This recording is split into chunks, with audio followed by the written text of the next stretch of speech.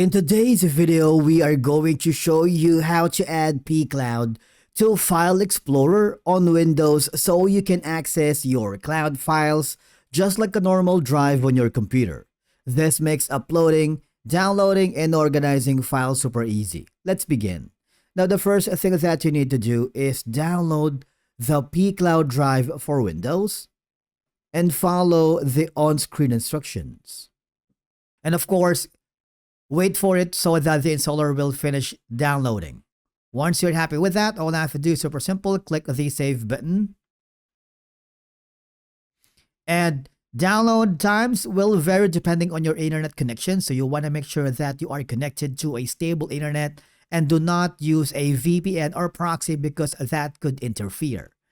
Once you've done that, locate the folder and click the Run as Administrator. Now here, all I have to do is super simple. Just follow the on-screen instructions. All right? Once the installation is complete, all I have to do is click the launch.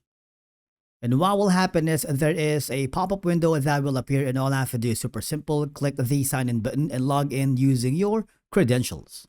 Now, once pCLOUD has been installed, it will automatically create a virtual drive on your computer. And then all I have to do is open the File Explorer, type in pCLOUD right here, and right-click on it, and click the Pin to Taskbar. All right?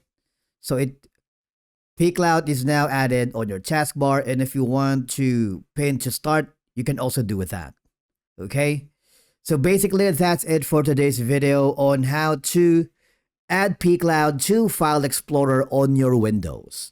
Thank you so much for watching. We will see you again in the next video.